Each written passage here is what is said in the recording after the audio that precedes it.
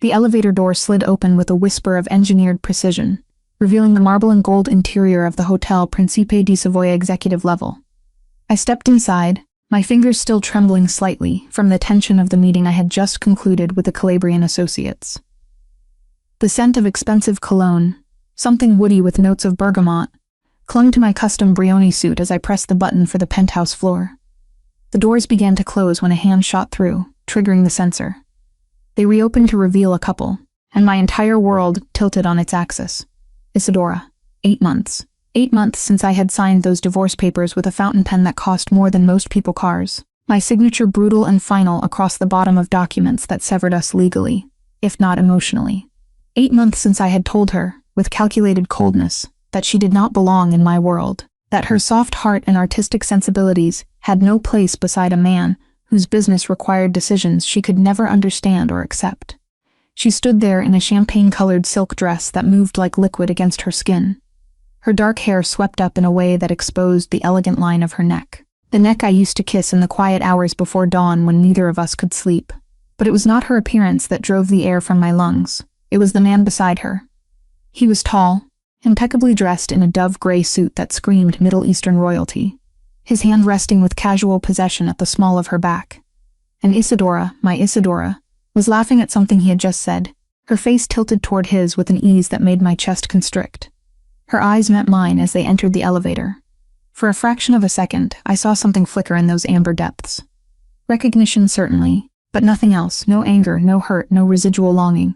Just a cool, polite acknowledgement, as if I were a stranger she had passed in a hotel corridor. "Excuse us," she said. Her voice carrying that same refined warmth I remembered, though now it was directed at someone else. The man, this interloper in expensive tailoring, nodded at me with the bland courtesy of someone who had no idea who I was, or who I had been to her. The elevator doors closed, sealing the three of us in this gilt-edged cage. I found myself pressed against the mahogany paneling, suddenly a third wheel in a space I had entered first. As I was saying, the man continued in lightly accented English, his voice cultured and confident. "The collection your curator recommended is exceptional. My family has been searching for pieces of this caliber for years. I am glad the selections meet your expectations, Sheikh Kenji," Isadora replied. I watched, invisible, as she pulled a tablet from her clutch. She swiped through images with the efficiency of someone completely in command of her element. "The Caravaggio is particularly significant. Authenticated last year after decades of attribution disputes, Sheikh. Of course. Money, power, refinement. Everything I had once thought made me worthy of her, now embodied in this stranger." He clearly saw what I had been too arrogant to appreciate when I had it. The elevator climbed smoothly through the floors. 12, 13, 14. I should have said something. Should have acknowledged her presence, forced some kind of interaction. But my throat had closed around words that felt inadequate to the moment. What could I say? That I had been wrong. That 8 months without her had been 8 months of slowly suffocating. Suffocating in spaces that had once felt like kingdoms, but now felt like empty rooms. Isadora's tablet chimed softly, and she glanced at the notification. "The auction house confirmed the private viewing for tomorrow at 10 o'clock. Will that suit your schedule?" "Perfect," Sheikh Kenji replied. And this was what unmanned me completely. He leaned closer to murmur something in her ear that made her smile. Not the polite, professional smile she had given me in the lobby of our lawyer office when we signed the papers. This was genuine, reaching her eyes, crinkling the corners in a way I once believed was reserved for me alone. The elevator slowed as it approached my floor, the 23rd. I had chosen this hotel specifically because I owned a stake in it. Because the penthouse suite had the kind of security and privacy my business required. Now it felt like a prison I had built for myself. Brick by brick, decision by decision. The doors opened and I should have exited, should have walked away with whatever shreds of dignity I could salvage. Instead, I heard myself speak, my voice rougher than I intended. "Isadora." She turned, finally, looking directly at me for the first time since entering the elevator. Her expression was serene, politely inquiring. The face she might show to an acquaintance whose name she could not quite recall. Yes, not Lucian. Not even Mr. Marchetti. Just yes, as if I were a stranger asking for directions. The doors began to close, their mechanism indifferent to the wreckage of whatever I might have said. Sheikh Kenji pressed the button to hold them open, his expression shifting to something more alert, more protective. "Do you know this man?" he asked Isadora, and there was steel beneath the courtesy. "We were acquainted once," she replied. her tone making it clear just how thoroughly in the past that acquaintance resided. She gave me a small perfect smile, the kind she might offer to a server who had brought the check. "I hope you enjoy your stay in Milan, Mr. Marchetti." Then she turned back to the sheikh, resuming their conversation about provenance and purchase prices. I was dismissed, erased, made irrelevant in the story of her life. It was done with a politeness more devastating than any anger could have been. The elevator doors closed and I stood in the corridor, my reflection staring back at me from the mirrored wall opposite. Lucia Marchetti, 34 years old. Heir to one of the most powerful families in the Italian underworld. Worth hundreds of millions in legitimate businesses alone. Feared and respected from Rome to Moscow. And completely, utterly destroyed by the silence of a woman I had thrown away. I threw her away because I was too proud to believe she could be both soft and strong. Both artistic and resilient. Both separate from my world, and yet the only thing that made it bearable. I walked to my suite on autopilot, my mind already spinning through calculations. Who was Sheikh Kenji? What was his connection to Isadora? And why, 8 months after I had set her free, did the thought of her in another man's arms make me want to burn down half of Milan to get her back? My phone buzzed with a message from Dario, my second in command. Calabrian deal closed. They agreed to our terms. What is next? I stared at the screen, then typed a single word. Research, because Lucian Marchetti had built an empire on information. On knowing every angle, every weakness, every pressure point. And if Isadora had moved on, had built a new life in the 8 months since I destroyed ours, then I would learn every detail of that life. Not to win her back. I was not delusional enough to think I deserved that chance. But because the alternative, the idea of simply letting her disappear into a future that did not include me, was unbearable. The penthouse felt cavernous and cold as I entered. All marble and glass and carefully curated art that suddenly seemed like the hollow trappings they were. I poured myself 3 fingers of Macallan from the bar, the ritual automatic. I stood at the floor-to-ceiling windows overlooking the city. Somewhere in this sprawling metropolis, Isadora was laughing with a sheikh. A man who looked at her the way I should have learned to look at her when I had the chance. With reverence instead of possession. With partnership instead of protection that felt more like a cage. My reflection in the glass looked back at me. Expensive suit, expensive watch, expensive everything. All of it worthless compared to what I had given up. The whiskey burned going down, but it was nothing compared to the burn of her silence, her serenity, her absolute indifference. She had not shouted, had not cried, had not even looked at me with hatred. She looked at me like I was nobody, like I meant nothing, and somehow that was worse than anything else she could have done. I pulled out my phone and sent another message to Dario. Find out everything about Isadora Santelli. Where she is working, who she is working with, every detail, especially anything about a Sheikh Kenji. The response came quickly. Boss, are you sure that is wise? I was not sure of anything anymore, except that 8 months of trying to forget her had failed spectacularly. Seeing her in that elevator had ripped open wounds I thought were scarring over. Just do it, I typed back, because wisdom had never been my strong suit where Isadora was concerned.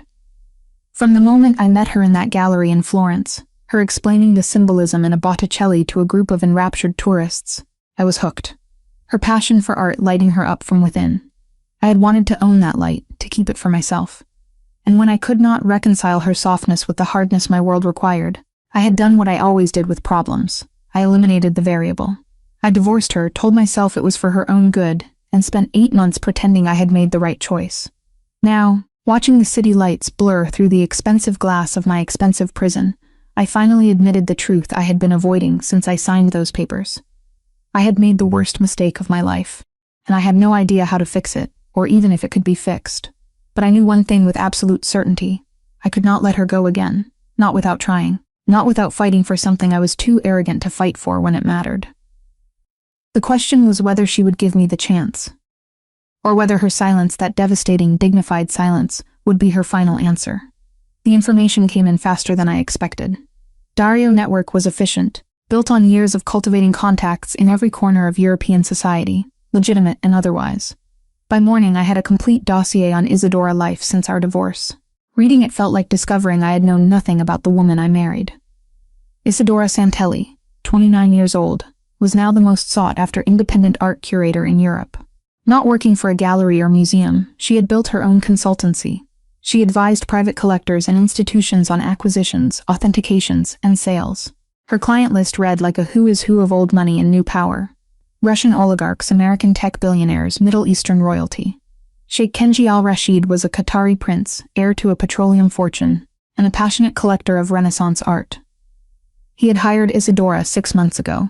He wanted her help to build what he was calling a cultural bridge between East and West, a private museum in Doha that would house some of the world's most significant Western masterpieces. And he was, according to Dario sources, also courting her with an intensity that went well beyond professional interest. I sat in my office, a converted 19th century palazzo near the Duomo, and studied the photographs Dario had included. Isadora at gallery openings in Paris, Rome, London. Isadora having lunch with clients at Michelin-starred restaurants. Isadora attending the Venice Biennale with Sheikh Kenji. The two of them photographed in that same easy intimacy I had witnessed in the elevator. She had built this life in 8 months. 8 months. While I had been telling myself she would struggle without my protection, she had created her own empire. One built on expertise and passion rather than fear and force. There is more, Dario said, entering my office without knocking, a privilege only he enjoyed. He was 52, had been with my father before me, and had the kind of loyalty that could not be bought or coerced. The prince is hosting a private dinner tomorrow night. Invitation only. Isadora will be there. She is presenting the final pieces for his museum collection. I looked up from the photographs. Get me an invitation. Dario's weathered face remained impassive. Boss, inserting yourself into her professional life is a bad idea. I did not ask for advice, Dario. I asked for an invitation, he sighed, the sound carrying decades of watching Marchetti men make decisions they would later regret. The dinner is at the Prince Suite in the same hotel, the Principe di Savoia. Of course it was. The universe had a sense of irony. The guest list is carefully vetted, Dario continued. You would need a legitimate reason to attend. Some connection to art or culture that would justify your presence. I leaned back in my leather chair, thinking. The Marchetti family had diversified over the years, washing money through legitimate enterprises. Real estate, shipping, hospitality. And though few knew it, we also owned several small galleries and auction houses across Europe. The Galleria Marchetti, I said. We have been acquiring pieces for the new Milan location. I am a collector with the resources to compete with anyone the prince might be courting. That is my justification. Dario nodded slowly. I will make the arrangements, but Lucian. He used my first name, something he did only when speaking to me as the boy he had helped raise. What is your endgame here? Because if it is to win her back, showing up at her professional engagements uninvited is not the way. I am not trying to win her back, I said, the lie smooth on my tongue. I am protecting an investment. Isadora was my wife. Her reputation reflects on the Marchetti name. I need to ensure she is not being manipulated or put in danger by clients who might have ulterior motives. Even as I said it, I knew how hollow it sounded. Dario's expression said he knew it too. As you wish, he replied, and left me alone with the photographs and my rationalizations. The dinner was black tie, held in a private dining room that had been converted into a showcase for the pieces Isadora had selected. I arrived exactly on time. Not early enough to seem eager, not late enough to be rude. I was greeted by Sheikh Kenji's assistant, a sharp-eyed woman who checked my credentials with the thoroughness of someone accustomed to vetting potential threats. Mr. Marchetti, she said, her accent British, but her manner pure corporate efficiency. Sheikh Kenji is pleased you could join us. He has heard excellent things about your recent acquisitions for the Galleria Marchetti. I smiled, channeling the version of myself that had closed deals worth hundreds of millions. Charming, cultured, completely in control. The Sheik's reputation as a collector precedes him. I am honored by the invitation. The dining room was intimate, perhaps 20 guests, all carefully chosen to represent different aspects of the art world. Museum directors, fellow collectors, a few critics whose opinions carried weight in the circles that mattered. And there, at the center of it all, was Isadora. She wore black, a simple sheath dress that should have been understated, but instead made her luminous, like a pearl against dark velvet. Her hair was down tonight, falling in soft waves to her shoulders. She was explaining something to an elderly man I recognized as the director of the Uffizi Gallery, her hands moving expressively as she spoke. She had not seen me yet. I accepted a glass of champagne from a server and positioned myself where I could watch her without being obvious, noting the way every person she spoke with leaned in, engaged, captivated. This was her element, not the quiet dinners in our home, where she had tried to share her passion for art, while I had been distracted by business calls and problems that had seemed so pressing then, so trivial now. Here she was radiant, confident in her expertise, comfortable in her skin. Commanding the room without demanding attention. Mr. Marchetti. I turned to find Sheikh Kenji approaching, his expression pleasant but his eyes calculating. He had recognized me from the elevator. Good. Let him wonder. Sheikh Kenji, I replied, shaking his offered hand with exactly the right amount of pressure. Firm but not aggressive. Thank you for the invitation. Your collection is remarkable. Credit belongs to Miss Santelli, he replied, gesturing toward Isadora. Her eye is impeccable. Every piece she selected has significance beyond mere aesthetic value. Historical importance, provenance, cultural resonance. She is building not just a collection, but a narrative. He spoke about her with proprietary pride, and I felt something dark and primitive coil in my chest. Jealousy, yes, but also recognition. He saw what I had failed to see when I had the chance. He valued what I had dismissed. She is exceptionally talented, I agreed, keeping my voice neutral. You know her work, then? I know her, I said, and watched his expression shift as he processed the implication. Before he could respond, Isadora herself appeared at his elbow, her professional smile in place until she saw who he was speaking with. Then something flickered across her face. Surprise quickly shuddered, replaced by the same polite neutrality she had shown me in the elevator.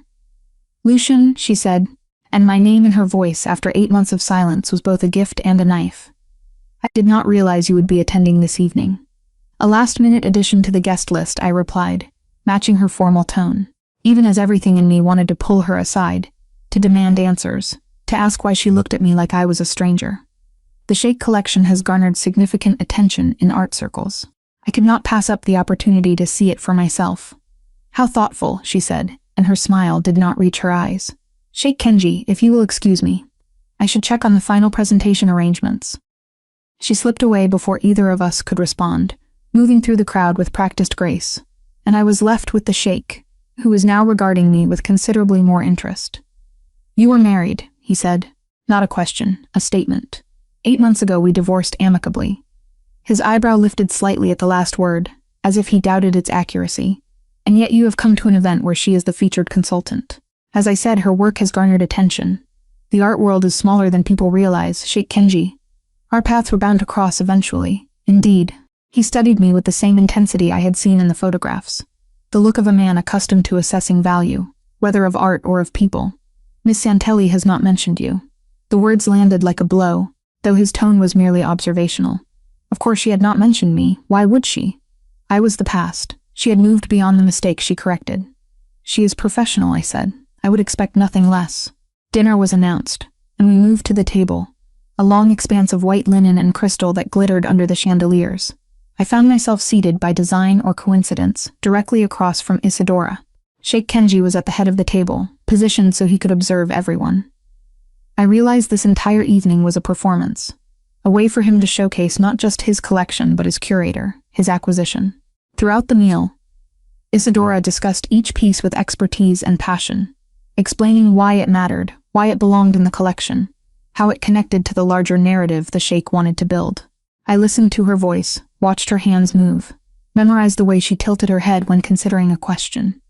And I saw the way Sheikh Kenji looked at her, not with the detached appreciation of an employer, but with the focused interest of a man who had found something rare and had no intention of letting it go. Jealousy burned through me, irrational and intense. I had no claim on her. I gave up that right when I signed the papers, when I told her she did not belong in my world.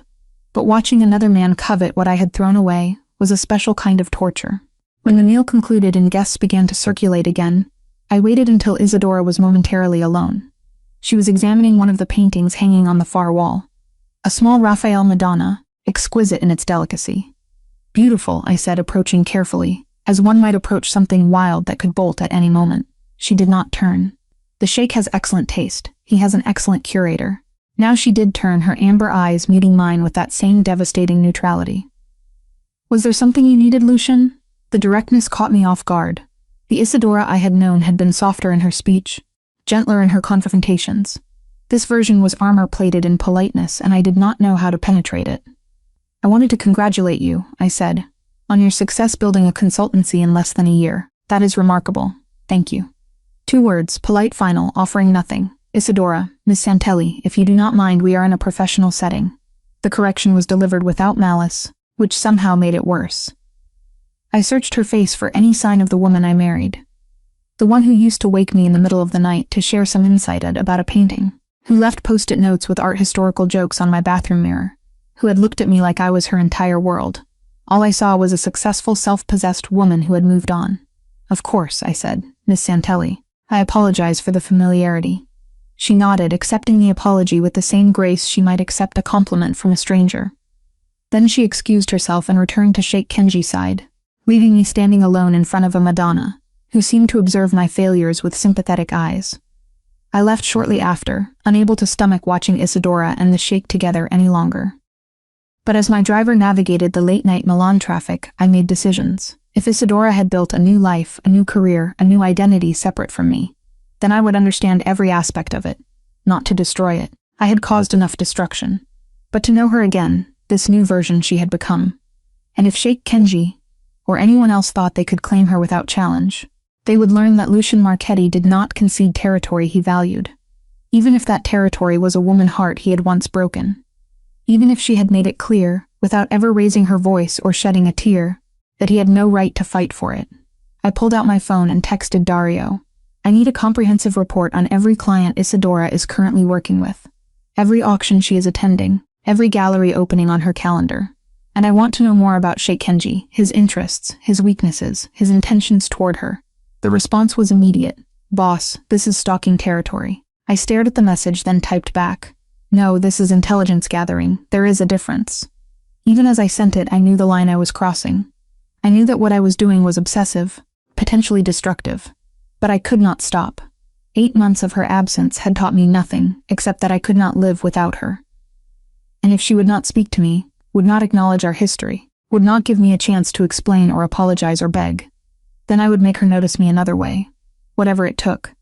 3 weeks after the dinner, I had become a ghost in Isadora's professional life, invisible but omnipresent. Every auction she attended, I was there bidding against her clients, driving up prices on pieces she had recommended. Every gallery opening she consulted for, I made appearances, my presence noted by society photographers and art world gossips. Every article about her rising success, I ensured the Marchetti name was mentioned nearby. A reminder that we were still connected, still orbiting the same circles. I told myself it was business. The Galleria Marchetti was a legitimate enterprise, and my interest in the art world was genuine, even if it had been dormant during our marriage. But late at night, alone in the penthouse that still smelled faintly of her perfume in the closet, where her clothes had once hung, I admitted the truth. I was trying to get her attention by any means necessary, and it was working. "Mr. Marchetti." Her voice, cool and professional, came through my phone one Thursday afternoon. "We need to talk." I had been in a meeting with the Venetian contacts, discussing territory disputes that seemed absurdly petty compared to the sound of her saying my name. I dismissed everyone with a gesture. "Isadora." "Miss Santelli," she corrected. "I am calling because your recent activities are affecting my business. You have bid against 3 of my clients in the past 2 weeks, driving acquisition costs beyond their budgets. You have attended events where your presence serves no clear purpose, except to distract from the artists being showcased. And you have had lunch with 2 collectors who were considering your services." I finished. "Yes, and I recommended you enthusiastically. Was that also a problem?" Silence on the other end. The kind that suggested she was choosing her words carefully, exercising the control that had become her signature. "What do you want, Lucian?" The question was direct, cutting through the pretense. I leaned back in my chair, looking out at the Milan skyline, and considered honesty. "To talk to you. You will not return my calls. You will not meet with me privately. This seemed like the only way to get your attention. So, you are sabotaging my professional relationships. I am participating in the art world. If that happens to bring us into proximity, do not." Her voice, still controlled, now carried an edge. "Do not insult my intelligence by pretending this is coincidence. You have never cared about art, Lucian. You thought my passion for it was charming, but ultimately frivolous. So this sudden interest is transparent." She was right, of course. During our marriage, I indulged her love of art the way one might indulge a child hobby. Supportive, but dismissive, never understanding that it was the core of who she was. "Perhaps I have changed," I said. "People do not change, Lucian. They just reveal who they always were." The words landed with precision, and I wondered which version of me she thought was the revelation. The man who had married her, or the man who divorced her. "Meet me for coffee," I said. 1 hour, public place, just to talk. We have nothing to discuss. We have 8 years of marriage to discuss. We have the fact that I made a mistake when I let you go. We have. You did not make a mistake. Her interruption was sharp, the first real emotion I heard from her in weeks. You made a choice. You decided I did not belong in your world. And you were right. I did not belong in a world where art was decoration and love was ownership. And partnership meant I should smile quietly while you made decisions about both our lives. Each word was a scalpel, precise and devastating. So I built my own world, she continued, her voice steadying. One where my expertise matters, where my choices are respected, where I am valued for what I know, not for whose wife I am. And in my world, Lucian, you do not have entrance. The line went dead. I sat motionless, her words echoing in the sudden silence of my office. The truth of them was undeniable. I had treated her exactly as she had described. I had loved her, yes, but I loved her the way I loved my collection of vintage watches.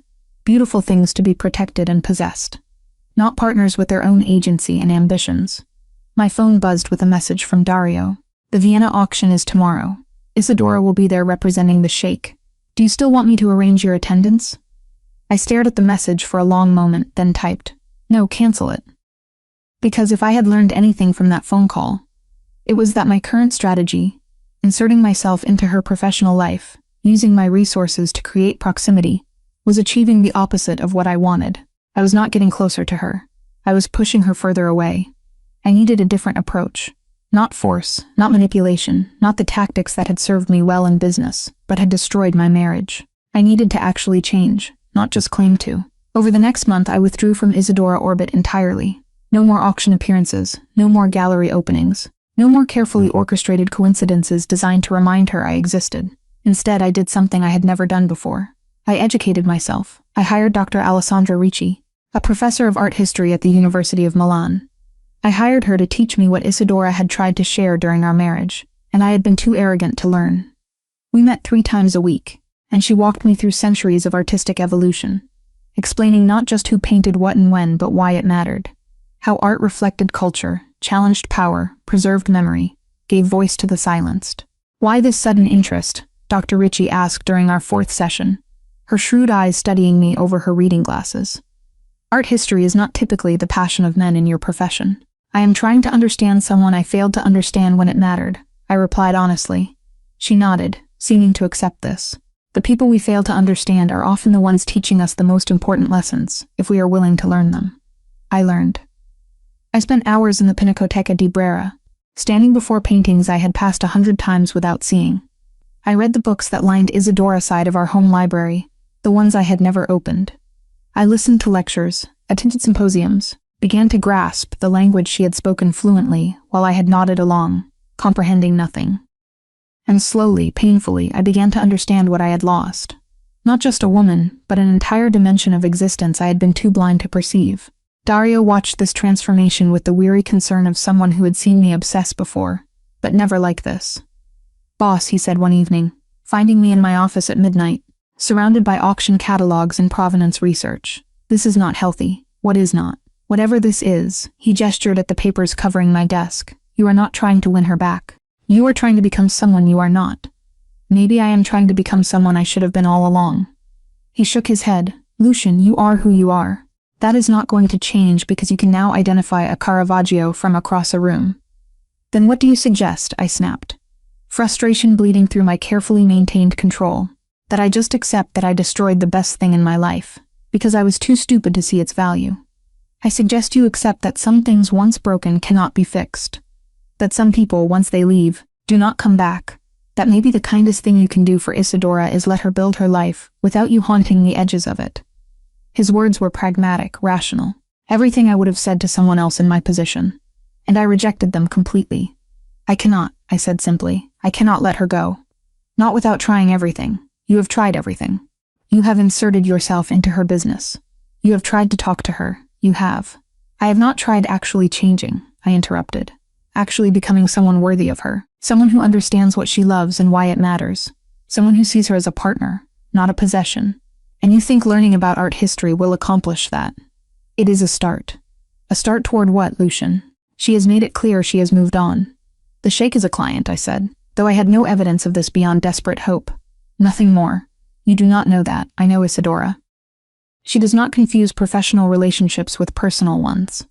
Unlike me, she has boundaries." "Had boundaries," Dario corrected, 8 months ago.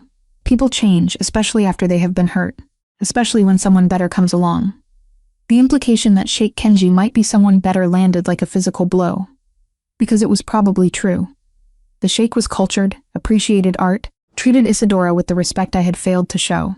He was everything I was not and everything she deserved, which meant I had to become more than I was.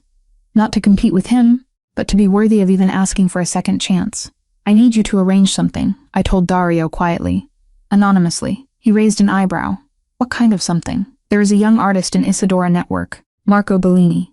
He is talented but struggling to get gallery representation. I want you to arrange funding for a solo exhibition. Nothing that can be traced back to me. Use one of our shell corporations. Make it look like a grant from an arts foundation. You want to fund her protégé career. I want to support what she believes in without her knowing it is from me. Dario shook his head slowly. This is either the most selfless thing you have ever done, or the most pathological. I cannot decide which. Does it matter? Probably not, he admitted. I will make the arrangements. Over the next 6 weeks, I funded 3 more exhibitions for artists in Isadora network. I anonymously purchased several pieces at auction that she had recommended to clients who could not afford them, then donated them to museums she had cited in interviews as needing to diversify their collections. I established a scholarship fund for art history students, naming it after her grandmother, the one who had first taught her to love painting. None of it could be traced to me. None of it could be used to claim credit or curry favor. I was doing what I should have done during our marriage. Supporting her passion, elevating her work, making her world better without demanding acknowledgement or control. And through it all, I kept my distance. No contact, no accidental meetings, no pressure. It was the hardest thing I had ever done. Harder than negotiating with Sicilian families who spoke only in threats. Harder than expanding territory against rival organizations. Harder than any aspect of the violent, complicated business I had inherited. Because every day I did not see her, did not hear her voice, did not know what she was doing or who she was with, was a particular kind of torture. But I endured it, because Dario was right about one thing. I could not force this. I could not manipulate or coerce or intimidate my way back into her life. I could only change myself and hope that somehow, eventually, she might notice. 2 months after our phone call, I was finishing a meeting with the Galleria Marchetti new director, a brilliant curator I had hired away from the Peggy Guggenheim collection, when my phone buzzed.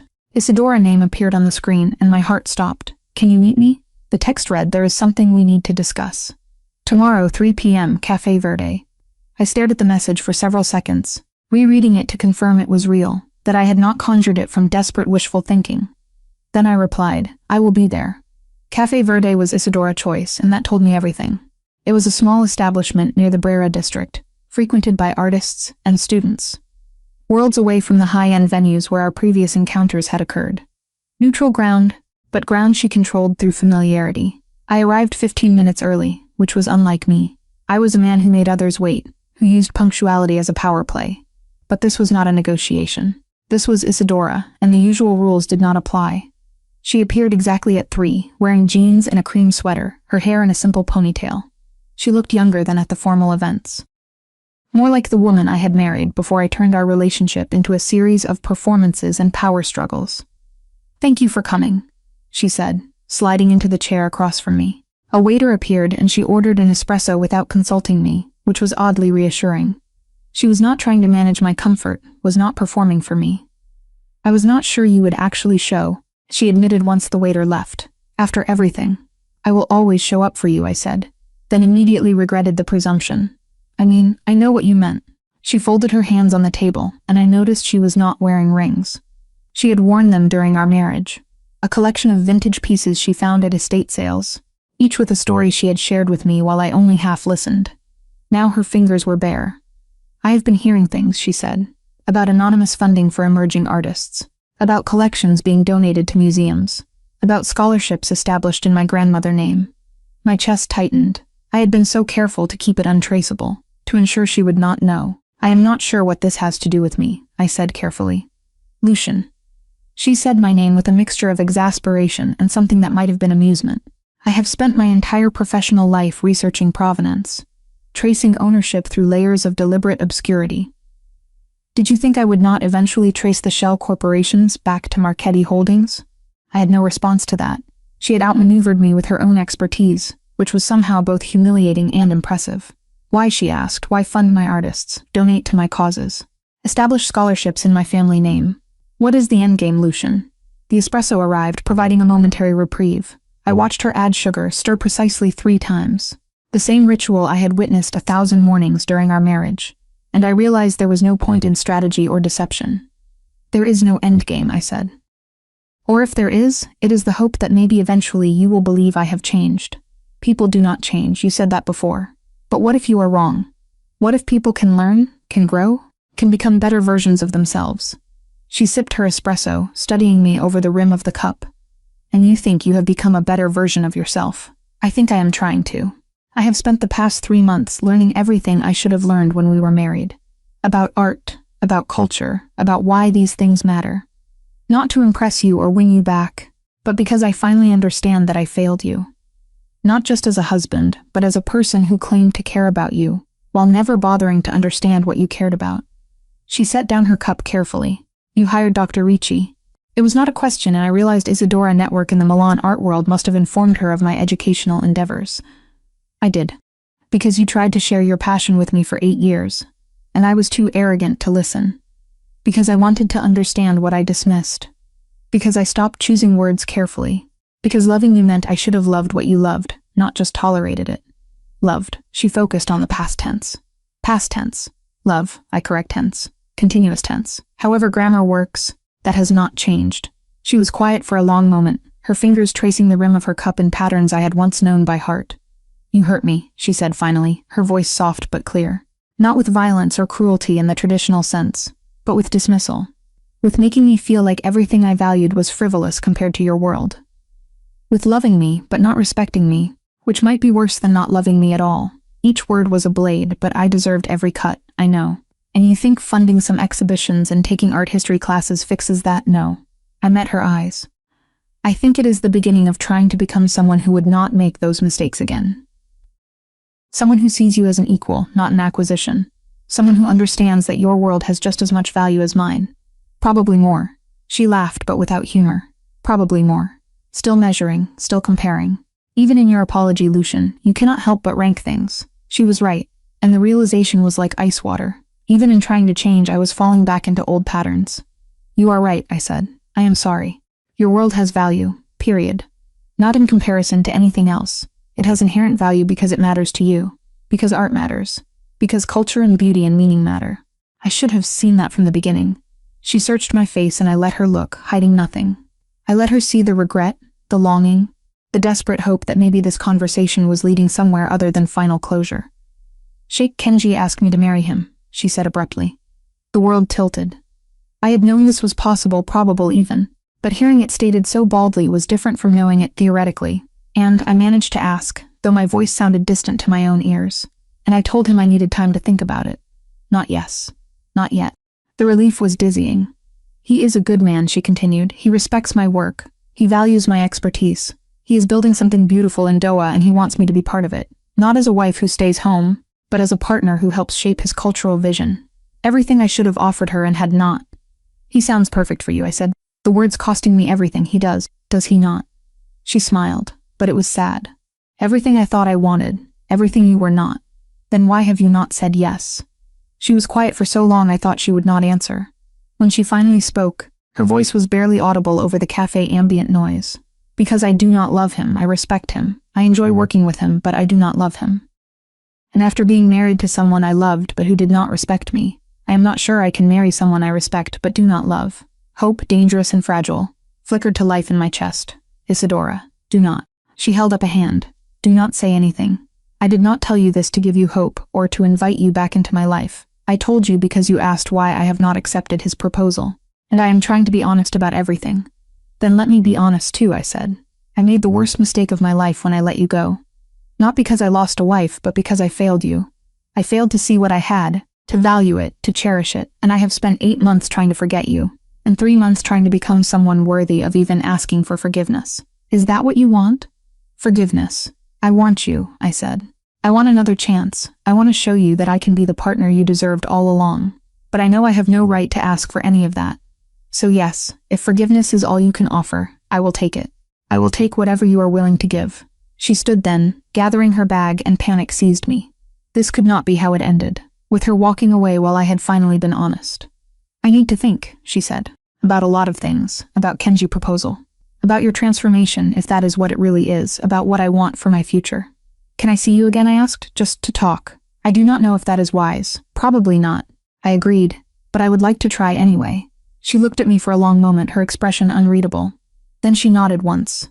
I will think about it. And then she was gone, leaving me at the small table with 2 empty espresso cups and a heart that felt simultaneously crushed and hopeful. Dario was waiting when I returned to the office, his expression grim. We have a problem, he said. The Calabrian families are moving against us. They think your distraction with personal matters has left vulnerabilities in our territory. For years, this would have been my first priority. Protecting the business, maintaining power, crushing threats before they could materialize. Now I felt only detachment. Handle it, I told him. Use whatever resources necessary. I trust your judgment. He stared at me as if I had spoken a foreign language. You want me to handle a territorial dispute without your direct involvement. I hired you for your expertise. Dario, I should have been trusting it all along rather than micromanaging everything. Deal with the Calabrians. I have more important things to focus on. More important than territory disputes. Yes. Than business. Yes. Than any of it. I met his eyes. I let the best thing in my life slip away because I thought all of this mattered more. I am not making that mistake twice. For the first time in the 20 years I had known him, Dario smiled. Genuinely smiled, not the grim professional expression he usually wore. It is about time you figured that out, boss. Over the next 3 weeks, I lived in a state of suspended anticipation, waiting for Isadora to contact me, to tell me she had thought about it, to give me an answer of any kind. The silence was worse than rejection would have been. I continued my education with Dr. Ritchie. I read everything I could find that Isadora had written or been quoted in, tried to understand the woman I had married and failed to know, and I made a decision. If she chose Sheikh Kenji, if she decided that a man who respected her from the beginning was better than a man trying to learn respect after the fact, I would accept it. I would withdraw completely. No more interference, no more sabotage, no more haunting the edges of her life. But not before I said everything I needed to say. I drafted a letter. Not an email, not a text, but an actual letter written by hand on thick paper. I rewrote it 7 times before I was satisfied, and even then it felt inadequate to what I wanted to express. I was sealing the envelope when my phone rang. Isadora name on the screen. I answered, my voice steady despite the chaos in my chest. Hello. Can you meet me tomorrow, she asked. Same place, same time, I will be there. Good. We need to talk about what happens next. The line went dead and I sat holding the phone, the letter in my other hand. Wondering if what happens next meant goodbye or something else entirely. Either way, tomorrow would change everything again. I arrived at Café Verde 30 minutes early this time. The letter folded in my jacket inner pocket like a talisman. The same waiter from before nodded in recognition. I wondered if he knew he was witnessing the slow-motion collapse and possible resurrection of my life. Isadora arrived precisely on time again, this time in a navy dress that reminded me of the one she had worn to the gallery opening where we met 12 years ago. Before marriage. Before I ruined everything. Thank you for coming, she said, taking the same seat as before. The waiter brought her espresso without asking, suggesting she had been here often enough to have a usual order. I have something to say first, I told her, pulling out the letter. Before you tell me whatever you have decided. I wrote this because I needed to say it properly without interruption or improvisation. She took the envelope, her expression weary but curious. Should I read it now? Only if you want to. She opened it carefully and I watched her eyes track across the handwritten lines. I had memorized every word. Isadora, for 8 years I had everything and I understood nothing. I had a wife who saw beauty in the world and tried to share it with me. I had a partner who challenged me to be better, and I resented the challenge. I had love freely given, and I treated it as a commodity to be managed rather than a gift to be cherished. You asked me once what I was afraid of. I told you nothing because that is what men in my position are supposed to say. The truth I was too cowardly to admit then. I was afraid that if I truly saw you, truly understood the depths of your mind and the strength of your spirit, I would realize how inadequate I was by comparison. So, I dismissed what I did not understand. I minimized what threatened me. I made you smaller in my mind so I could feel larger, and in doing so, I diminished us both. You were right when you told me I do not have entrance to your world. I forfeited that right when I failed to respect the woman who built it. But I am writing to you now not to ask for that entrance back, but to tell you what I have learned in your absence. That love without respect is possession, not partnership. That beauty and meaning are not frivolous. They are what make existence bearable. That you were never the one who did not belong in my world. I was the one who did not deserve to belong in yours. I have spent 3 months trying to understand what I failed to see. Not to win you back, though I would be lying if I said I did not hope for that. But because I owed it to you. To the woman who tried for 8 years to share herself with me while I was too blind to see. If you choose Sheikh Kenji, I will understand. He saw your value from the beginning. He built his partnership with you on respect. He deserves what I took for granted. But if there is any part of you that remembers who we were before I broke us, that wonders if I have truly changed, that is willing to risk being hurt again, I am here. I will wait as long as it takes. I will earn back your trust however you need me to. I will spend the rest of my life proving that I finally understand what you tried to teach me. You told me that in your world I do not have entrance. You were right. But I am not asking for entrance anymore. I am asking for the chance to stand outside the door and prove I am someone worth letting in. Yours if you will still have me, Lucian. She read it twice, her expression carefully neutral. When she finally looked up, her eyes were bright with unshed tears. This is beautiful, she said softly. And terrible because it is exactly what I needed to hear 8 years ago. And I do not know if hearing it now changes anything. The words felt like a door closing and I forced myself to accept them. I understand. Do you? She set the letter down carefully. Because I am not sure I do. I have spent 8 months building a life without you. A good life, a successful life. And in one letter you have reminded me of everything I lost. Everything I still. She stopped, shaking her head. I told Kenji I could not marry him. My heart stopped. Why? Because I realized something while reading your letter. You say love without respect is possession. But respect without love is just professional courtesy. And I deserve both. I deserve someone who sees me completely, who loves me entirely, who respects what I do and who I am. I want to be that person, I said. I know I was not before, but that is the problem, Lucian. I do not know if you have changed or if you have just gotten better at saying what I need to hear. I do not know if this transformation is real, or if it is just another strategy, another way to get what you want. How can I prove it is real? She laughed, but it was bitter. That is the thing. You cannot. Trust is not something you can prove with grand gestures or written declarations. It is built in small moments over time. And we do not have time. You destroyed that when you divorced me. Then give me time now, I said. However much you need, I will wait. For how long, Lucian? A month? 6 months? A year? And what happens when you get impatient? When I am not coming back fast enough? Do you start sabotaging my clients again? Do you insert yourself into my life until I have no choice but to deal with you? The accusation stung because there was truth in it. That had been my initial strategy, and it had failed spectacularly. I will not, I said. I will give you space. Complete space if that is what you need. No contact, no interference, no pressure. Just. I struggled to find words that would not sound manipulative. Just know that I am here, that I have changed or I am trying to. I finally understand what I lost. She stood, gathering her bag, and I recognized the finality in the gesture. I need to think, she said, about everything, about whether I can trust this change, whether I even want to, about what I want my life to look like going forward. Can I ask you something? I said as she prepared to leave. One question. Do you still love me? Even a little. She was quiet for so long I thought she would not answer. When she finally spoke, her voice was barely above a whisper. I never stopped loving you, Lucian. That is the problem. But love is not enough. It was not enough to keep you from breaking us. And I am not sure it is enough to fix what you broke. Then she was gone, leaving me with a letter that had failed to save us, and the knowledge that she still loved me, but might choose to walk away anyway. The next weeks were the hardest of my life. I kept my promise. No contact, no interference, complete withdrawal from her orbit. It was torture, especially when Dario reports indicated she was traveling extensively, meeting with new clients, building her consultancy into something even more impressive than it had been. She is in Paris this week, Dario would mention casually, or she is keynoting at a symposium in London, or she has been approached by the Getty about a position. Each update was a reminder that Isadora life was continuing, expanding, thriving without me in it.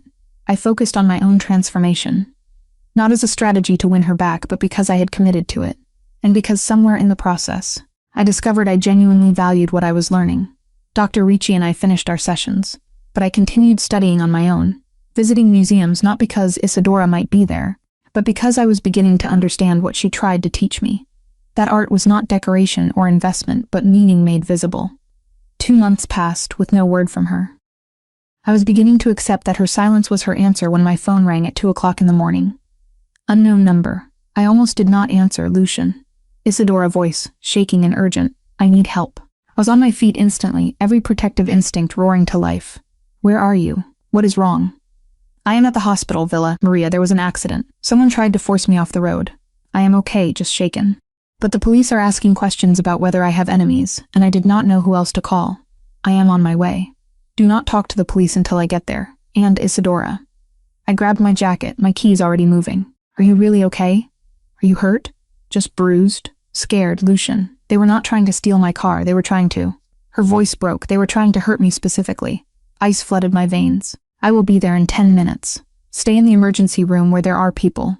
I am sending Dario ahead with security. I made the calls as I drove. Dario to the hospital with 4 of our best men. My lawyer to deal with the police.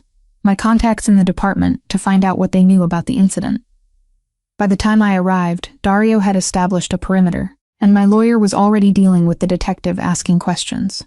I found Isadora in a private examination room. A blanket wrapped around her shoulders despite the warm night, her face pale but composed. Tell me everything, I said, pulling a chair close to her bed. She did. How she had been driving back from a late meeting with a client. How the black SUV had appeared from nowhere. How it had tried to run her off the road 3 times before she had managed to get onto a busy street where witnesses made them back off. Did you get a license plate? Partial. The police have it. I already had people running it through channels the police could not access. Within an hour, I would have a name, an address, and a very short timeline before whoever had tried this disappeared. This is because of me, Isadora said quietly. Is it not? Someone trying to get to you by hurting me. The guilt was immediate and crushing. I do not know yet, but I will find out. I left you, Lucian. We are divorced. Why would anyone think hurting me would affect you? Because it would destroy me, and anyone who had been watching closely enough would know that. I will handle it, I said. You are safe now. Dario men will stay with you, and I will have someone escort you wherever you need to go until we have identified the threat and eliminated it. Eliminated it. She repeated my words with something like fear. This is what I left, Lucian. This violence, this danger, and it has followed me anyway. I am sorry. The words were inadequate, I am so sorry. But I promise you, whoever did this will not get another chance, I will make sure of it. She looked at me then, really looked at me, and I saw calculation behind the fear. If you do this, if you protect me, eliminate this threat, fix this problem. I am back in your world, am I not? Back in your debt. Back in a position where I owe you. No, I took her hand carefully, half expecting her to pull away. She did not. You do not owe me anything. This is my responsibility because my world created the danger. Protecting you from consequences of knowing me is not a favor you owe me. It is the bare minimum of decency I should have provided all along. Her fingers tightened on mine. I am scared, I know, but I have got you. And I will not let anyone hurt you. Not ever again. It was a promise I had no right to make given my history of hurting her myself. But it was one I intended to keep. By morning, I had answers. The attempted hit had been ordered by the Calabrians.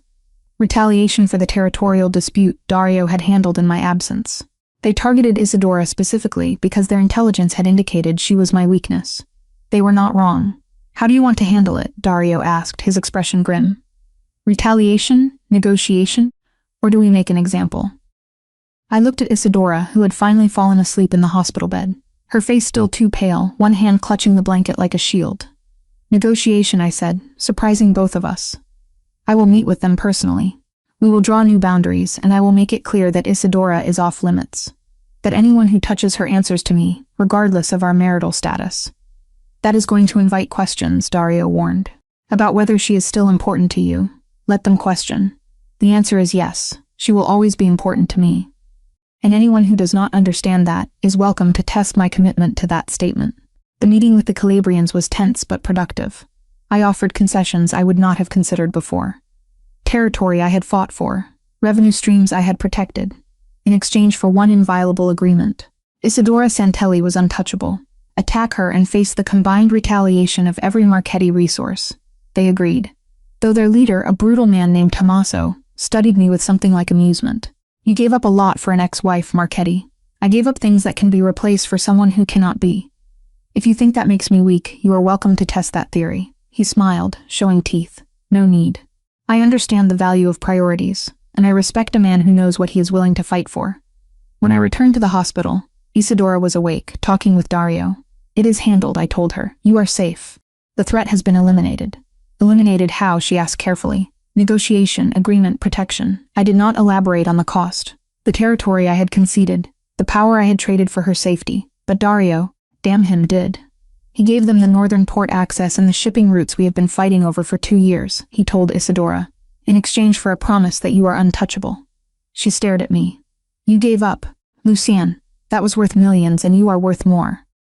The words hung in the air between us, simple and absolute. Isadora's eyes filled with tears. You cannot do this. You cannot make grand gestures and expect. It is not a gesture, I interrupted. It is reality. I learned something these past months. Everything I thought mattered. The territory, the business, the power, means nothing without you. So yes, I gave up some shipping routes. I would give up all of it if it meant you were safe. Why, she whispered. After everything, why do you still love me? Because you are you.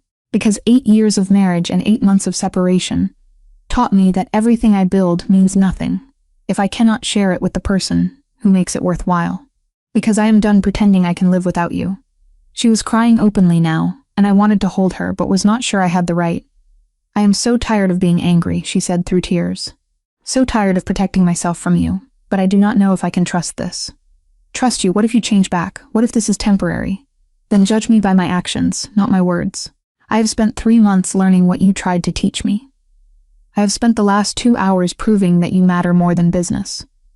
Let me spend the next year, the next decade, the rest of my life showing you that this change is permanent. She looked at me for a long moment, tears still streaming down her face. Okay, she whispered. Okay, but slowly. We start over, build trust, see if this can actually work. Starting over sounds perfect, I said. And finally, I pulled her into my arms, holding her carefully as she cried against my chest. It was not forgiveness, it was not reconciliation, but it was a chance, and that was more than I deserved. The rebuilding happened in increments so small they were almost invisible. Coffee meetings that became lunches, lunches that became dinners. Dinners that became long walks through Milan discussing art and business and everything we missed in each other's lives. Isadora set the pace, and I followed. Patient in a way I had never been before. When she needed space, I gave it without complaint. When she wanted to talk, I listened without trying to fix or control. When she shared her fears about trusting me again, I acknowledged them rather than dismissing them. This is different, she said one evening, 3 months into our careful reconstruction. We were in her apartment, a space I had never seen, decorated with her art and her taste. No trace of my influence, you are different. Or maybe I am finally seeing who I should have been all along, I replied. Maybe. She was curled on her sofa, a book about Baroque painting in her lap. But I am still scared. What happens when the newness wears off? When I frustrate you or disagree with you, will you revert to the man who thought his way was the only way? I hope not. But Isadora, I set down my own book, an analysis of Caravaggio use of light that Dr. Ricci had recommended. I cannot promise I will never make mistakes. I can only promise I will recognize them faster and correct them sooner. That I will listen when you tell me I am wrong. That I will value your perspective as much as my own. She studied me with those amber eyes that saw everything. You gave up the Calabrian territories for me. I did. Dario says it has caused problems with your position, made some of the families question your priorities. Let them question. My priorities are exactly where they should be, and if they challenge you, if this costs you the business you have built. I crossed to the sofa, sitting beside her carefully. Not touching, but close enough to feel her warmth. Then it cost me the business. Isadora, I spent 34 years building an empire. It took me 8 months without you to realize that empire means nothing if I am alone in it. I would rather have you and nothing else than have everything without you. She was quiet for a long moment. I told Sheikh Kenji about us, about you, about the fact that we are trying again. My chest tightened. What did he say? He asked if I was sure. If I could really trust someone who had hurt me before. And I told him I was not sure, but I was willing to try. She smiled slightly. He said if you hurt me again, he would personally fund a collection of art dedicated to exposing powerful men who abuse their positions. He is very creative with his threats. I like him more already, I said, meaning it. And he is not wrong to worry. I did hurt you. I do not deserve this second chance. No, she agreed. You do not. But I am giving it to you anyway, because I have learned something too. I am strong enough to walk away if you betray my trust again. I do not need you, Lucian. I want you. There is a difference. The distinction was everything. She was not staying because she was trapped or dependent or afraid to be alone. She was choosing me actively, with full knowledge of who I had been, and cautious hope about who I was becoming. I will not betray that trust, I promised. Not again. 6 months after we began rebuilding, Isadora invited me to her gallery, a space she had recently acquired in the Brera district. currently empty except for the potential she saw in its bones. "I want your opinion on something," she said, her voice carefully casual. "If you are interested." We walked through the space together, and she explained her vision. Not a traditional gallery, but a rotating exhibition space focused on emerging artists. A place where talent could be showcased regardless of commercial viability or establishment connections. "It is risky," she admitted. "I will need significant funding, and the return on investment is not guaranteed. But I think Milan needs a space like this, where art is valued for meaning rather than market price." "It is brilliant," I said, meaning it. Exactly the kind of project that would have terrified me before, because I could not control the outcome. "Now I just see how perfectly it reflects who you are." She smiled, and it reached her eyes for the first time in months. Genuine pleasure not tempered by caution. "Would you want to invest?" she asked. Not as a silent partner or a favor, but as an actual partner. Someone who helps make decisions, who shares the risk and the vision. The offer meant more than money or business. It was trust. It was partnership. It was a chance to build something together as equals. "I would be honored," I said, "on one condition. You make all the curatorial decisions. This is your vision, your expertise. I can handle logistics, funding, security. But the art, the direction, the meaning, that is yours." She turned to face me fully, and I saw tears in her eyes. "You really have changed. I have learned," I corrected. "From the best teacher I could have had, the kiss. When it happened felt like coming home, soft and careful but with the promise of more. Of rebuilt intimacy and hard-won trust. We did not rush it, we took our time. Rebuilding not just our relationship, but ourselves. Becoming people who could be together without destroying each other." 2 years after that elevator encounter in the Hotel Principe di Savoia, Isadora Gallery opened to critical acclaim. The first exhibition featured Marco Bellini, the young artist whose career I anonymously supported. And the opening night was packed with collectors, critics, and artists, all celebrating not just the work, but the spaces itself. I stood to the side, watching Isadora move through the crowd with confidence and grace, explaining pieces, making introductions, creating connections. This was her element, and I was merely a guest in it, supporting but not controlling, present but not possessive. "You look happy," Dario observed, appearing at my elbow with 2 glasses of wine. "I am," I said, accepting the glass. "For the first time in years, I actually am. She is good for you. Makes you better, she always did. I was just too stupid to see it. And now I see it, and I work every day to deserve it." Isadora caught my eye across the room and smiled. And in that smile, I saw everything we had lost and found again. Not the same as before, but better for having been broken and rebuilt. Later, after the crowd had dispersed and we were locking up the gallery together, she took my hand. "Lucian, yes, I love you." Present tense continuous, however grammar works. The words, so similar to what I had said to her months ago, made my chest tighten with emotion. "I love you too," I replied. "And I promise." "Do not promise," she interrupted gently. "Just be. Be the person you have become. Be the partner I need. Be present and honest and willing to grow. That is all I ask. I can do that," I said, and I did. We remarried 2 years later in a small ceremony attended by people who mattered. Dario, Dr. Ricci, Sheikh Kenji, who gave Isadora away with his blessing, artists from her network, a few family members I had actually learned to connect with properly. No elaborate displays of wealth, no power plays or strategic guest lists. Just 2 people committing to partnership, to respect, to love that had been earned rather than assumed. During our vows, I promised to see her, to value her, to build with her rather than for her. She promised to trust me, to call me out when I failed to keep those promises, to love me even when it was hard. "In your world," I said during my vows, I asked for entrance. "You told me I did not have the right." "You were correct. So I spent 2 years learning to deserve that entrance. But I realize now that it was never about getting into your world. It was about building a world together. One where we both belong, where we both have equal say, where partnership means exactly that." She was crying, we both were, when she replied, "I built my world without you because I thought I had to choose between being respected and being loved. You taught me painfully and slowly that I deserve both. So, I am not giving you entrance to my world, Lucian. I am merging it with yours, creating something new, something ours." Silence had brought us to this point. Her silence in the elevator that had destroyed my arrogance. My silence as I learned to listen rather than speak.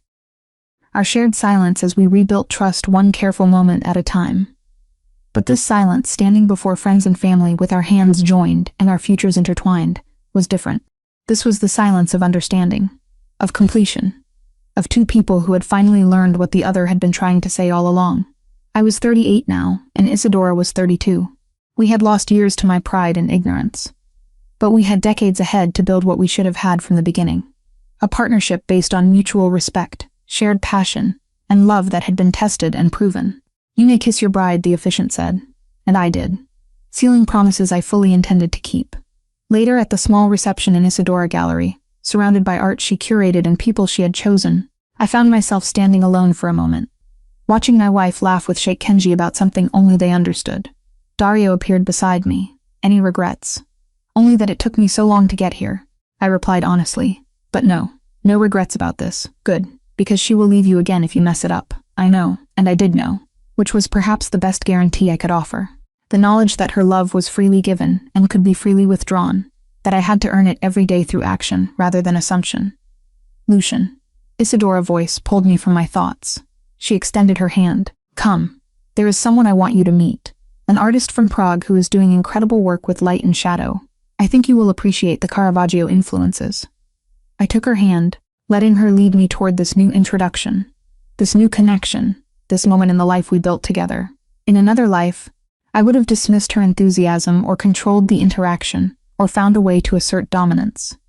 In this life, I simply listened as she explained what made the artist's work significant. I watched her face light up with passion, and thanked whatever forces had given me a second chance to love her properly. From a silence in an elevator, we created a language of our own. From destruction, we built something stronger. From my refusal to see her value, I learned to appreciate every facet of the woman I had almost lost forever. And from the ashes of our first marriage, we created something new. Not perfect, but real. Not without struggle, but with the commitment to face that struggle together. "What are you thinking?" Isadora asked softly as we stood together later, watching the last guest depart. "That I am the luckiest man alive," I replied honestly. "That you gave me something I did not deserve, and I will spend the rest of my life being worthy of it." She smiled, leaning into my shoulder. "You are worthy of it now, that is what matters." And in that moment, surrounded by art she loved and had taught me to love, in a space we built together as true partners, I finally believed her. The silence that had destroyed me had also saved me. It had forced me to listen, to learn, to change in ways I never thought possible. And now with Isadora beside me, and decades stretching ahead of us, I finally understood what she had been trying to tell me all along. Love without respect is just possession. But love with respect, that is partnership. That is everything. That is what we built from the ruins of what I destroyed, and I would never take it for granted.